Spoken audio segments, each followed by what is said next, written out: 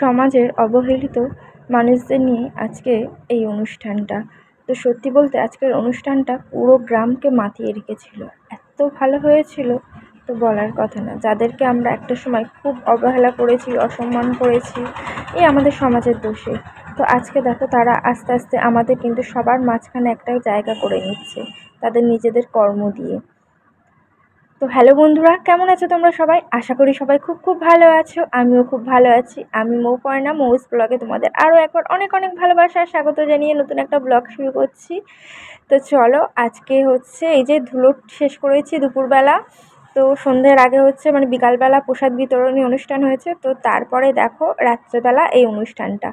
তো আজকের অনুষ্ঠানটা কিন্তু ভীষণ সুন্দর হয়েছে, মানে ভাবতেই পারিনি আজকের অনুষ্ঠানটা এতখানি সুন্দর হবে।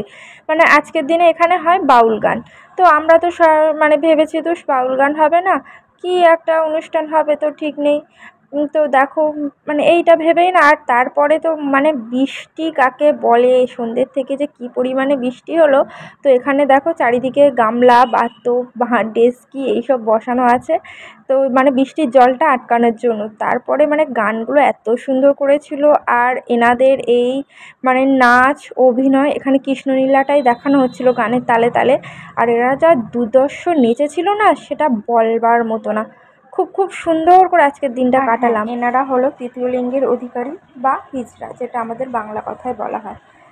তো সে যাই হোক, এনারাও তো মানুষ, আর আজকে আমাদের উৎসবটা এনাদের জন্যই হয়তো আরও খুব সুন্দর করে আমরা কাটালাম। বাউল গান তো প্রতি বছর হয়, প্রতি বছর শুনি, কিন্তু এনাদের এই অনুষ্ঠানটা সত্যি আজকে মন ছুঁয়ে গেল। যদি কখনো সুযোগ পাই এনাদের অনুষ্ঠান আমি আরও অনেকবার দেখতে চাই। এনাদের নাচ, এনাদের মেকআপ, আমরা তো এনাদের থেকে জানলাম যে এনারা মেকআপটা কোথা থেকে করেছে, তো এনারা বললো নিজেই করেছে। তো সত্যি বলতে বড় বড় মেকআপ আর্টিস্ট হয়তো হার মানবে এনাদের মেকআপে, মানে এত সুন্দর মেকআপ করেছে, আর এত মেকআপ করে এত নাচানাচি করলো, একটা মেকআপ কিন্তু ফাটেনি। তো আমরা তো মানে ভীষণ আনন্দ করেছি, এনাদের সঙ্গে প্রচুর গল্প করেছি।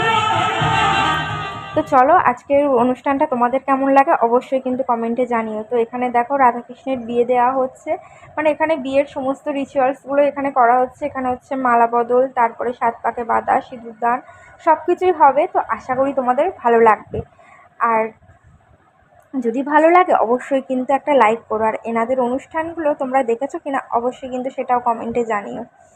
তো এখানে দেখো 7 পাকে ঘুরেই যে আমরা খই ছড়াই, তো সেটা হচ্ছে ওনারা ফুল দিয়েই মানে করলো। তারপরে হচ্ছে সিঁদুরদান হবে, আর আমি তো এক জায়গায় বসছিই না, মানে ভিডিও শ্যুট করার জন্য, মানে তোমাদের সঙ্গে শেয়ার করার জন্য একবার এ মাথা একবার ও মাথা এইসব করছি। তো আমি যাদের সামনে দিয়ে ভিডিও করতে যাইছি সবাই তো বসে আছে, তো যাই সর এখান থেকে সর, একটু দেখতে দে, সেই জন্য মানে খুব ভালো করে ভিডিওগুলো তুলতেও পারছি না।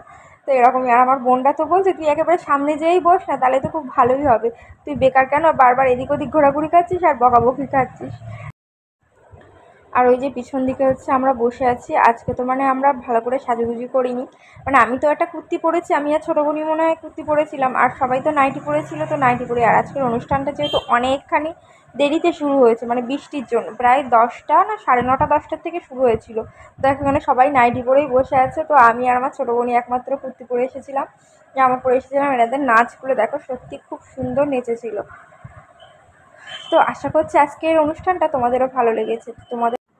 তোমাদের যদি ভালো লাগে এনাদের জন্য একটা লাইক করতে কিন্তু একদমই ভুলো না।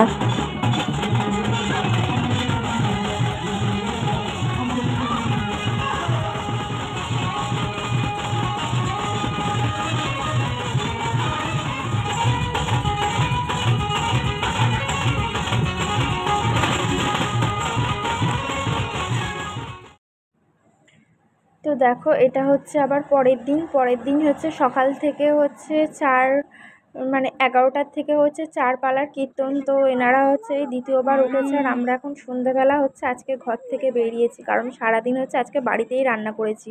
একটু বিরিয়ানি রান্না হলো, তারপরে এটা সেটা নিজেরাই রান্না করেছি। এখানে আজকে খাওয়া দাওয়া ছিল, তো ভাবলাম চলো আজকে বাড়িতেই রান্না করি, তো সেই জন্য বাড়িতে রান্না করেছি। আর কটা দিন এত হুড়োহুড়ি করেছি, প্রতিটা দিন রাত জেগেছি, সেই জন্য মানে খাওয়া দাওয়া করে একদম একটা ঘুম দিয়েছি যে সন্ধ্যের পরে গিয়ে উঠেছি। আর সারাদিন যে কীর্তন হলো সেটা আজকে আর তেমনভাবে শোনাই হয়নি। তো এই যে সন্ধ্যাবেলা এখন রেডি হয়ে বসেছি কীর্তন শুনতে, আর এই দিদিভাই যা কীর্তন করেছিল তো একটু শুনি। বলো।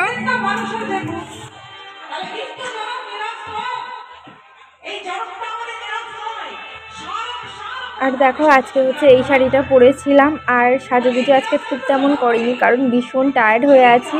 মানে ঠিক মতন ঘুম না তো, বেশ 4-5টা দিন ধরে ঘুমাচ্ছি না, মানে খাওয়া দাওয়া করছি আর সারাদিন নেচে খেলে ঘুরে বেড়াচ্ছি। তো কীর্তনটাও এত ভালো হয়েছিল, আজকেও কিন্তু নাচানাচি বন্ধ হয়নি। তো আজকে একটু দাদু দিদিমারাই হচ্ছে বেশি নাচানাচি করেছিল, আর আমরা একটু দূরেই ছিলাম, আজকে আমরা একটু কাছ থেকে কমই নেচেছি। তো দেখো এই যে ছোটো বোন হচ্ছে এই শাড়িটা পরেছিল, আমরা সবসময় চেষ্টা করি একই রকম শাড়ি পরার। আর এই যে এখন হচ্ছে রাত্রে খাওয়া দাওয়া হবে, আর কত বড় হাঁড়িতে আজকে বিরিয়ানি হয়েছে। তো দেখো আজকে হয়েছিল বিরিয়ানি, হচ্ছে চিকেন বিরিয়ানি আর হচ্ছে চিকেন কষা একদম লাল লাল করে। তো এইসব করতে করতে আজকে আমাদের সারা দিনটাই পার হয়ে গেছে। মার আজকে একটু দোকানে চাপ ছিল, সেই জন্য আমি মেজো বোন ছোটো বোন সবাই মিলেই করেছি, আর মাও অবশ্যই হেল্প করে গিয়েছে। তো তারপরে হচ্ছে মা যদি সারা দিনটা বাড়িতে থাকতো তো আমাদের একটু চাপটা কমতো। তো এখানে দেখো বললাম না আজকের অনুষ্ঠানে হচ্ছে দাদু দিদিমারাই হচ্ছে একটু বেশি নাচানাচি করেছিল।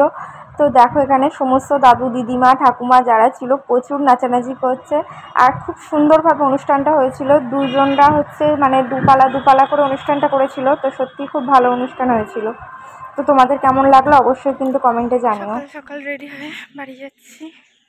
তো আজকে হচ্ছে রবিবার, এখন বাজে সকাল 7:30, এর মধ্যে রেডি বাড়ি যাচ্ছি।